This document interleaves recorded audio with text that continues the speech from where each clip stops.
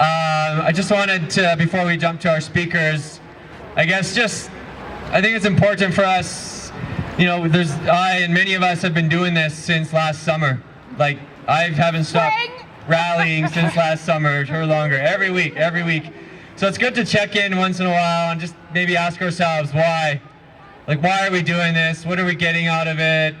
Are we making a difference? Is there an effect? So I guess from my perspective, there's many reasons why we do this. And one common misconception that I regularly have to clear for people, especially those that don't come, is that they think that we're here protesting to the government. And I tell them we're not. We're not here to protest to the government. They say protests don't work, the government's not listening, and we say, yes, I agree. That is not what this is all about.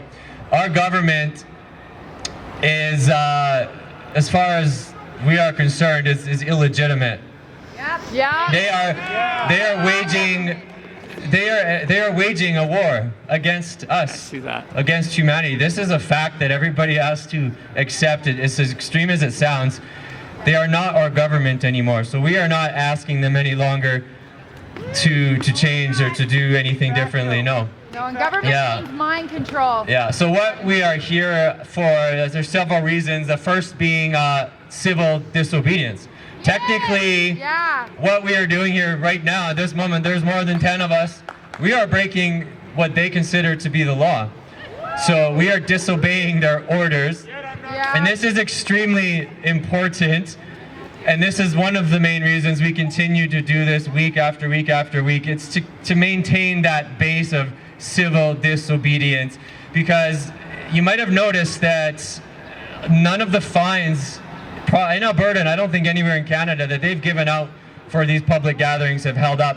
Not one of them, I don't believe, has been actually enforced. I have two myself, and they just get delayed in the court.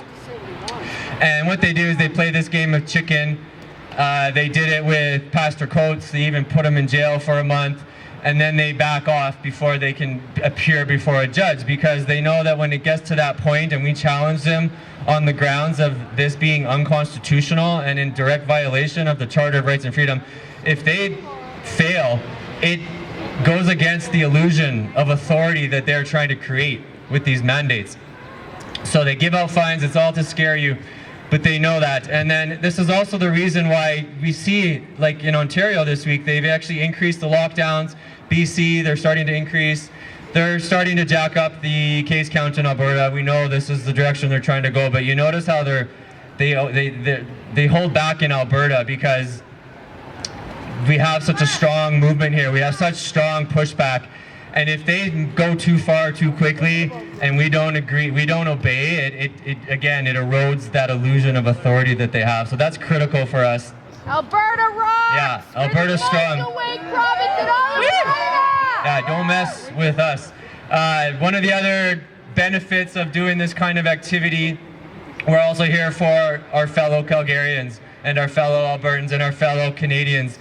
They're watching us, they see us when we go out on these walks, and even more so, they see us online. We post photos, we post videos.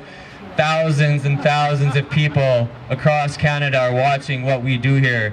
No matter how big or small this group may be, they are watching, and we are inspiring other rallies. They're popping up all over the province in small towns based on what they see us doing.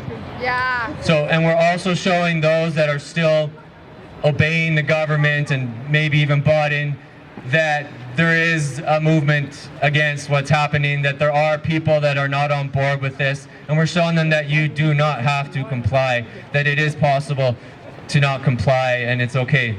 Yes. Amen. Amen. Yeah. The other reason we're here, and for me is a very important one, is we are also here to raise the vibration. Yeah. Anyone who's been here would know, generally when you leave the rally or any gathering like this isn't the only thing we do, you feel better.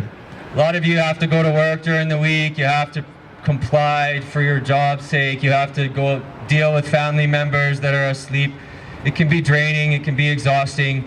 So this is a community, this is a place where you can come and you can network, you can be with other people that share the common values.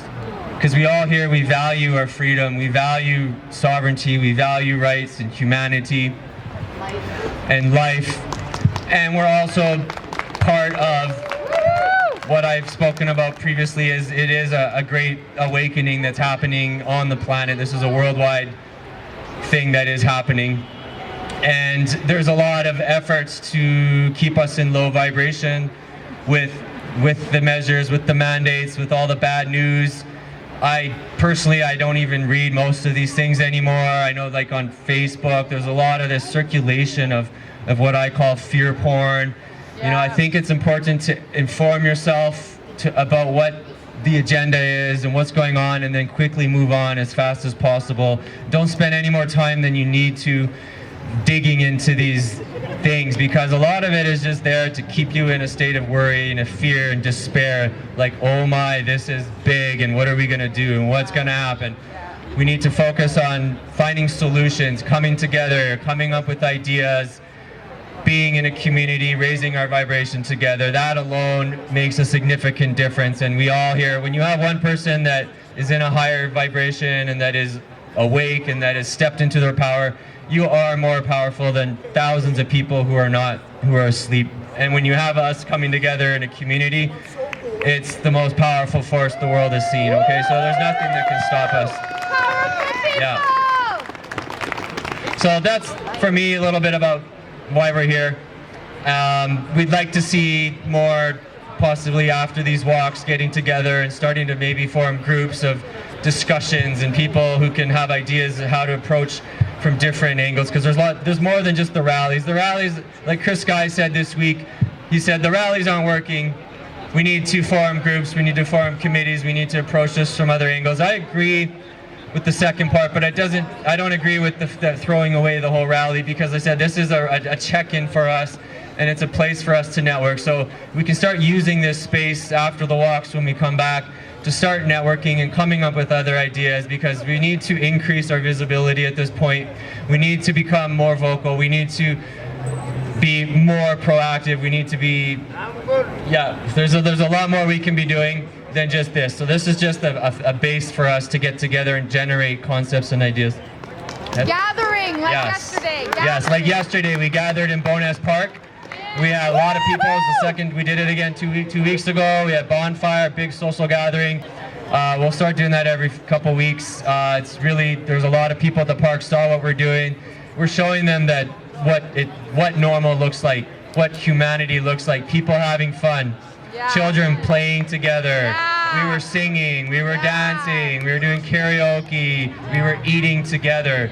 People need to see and be reminded, and you have no idea how many people I saw walk around us and take their masks off because they were a minority yesterday in Bowness Park. They were. We made them a minority, and that's what we're doing here.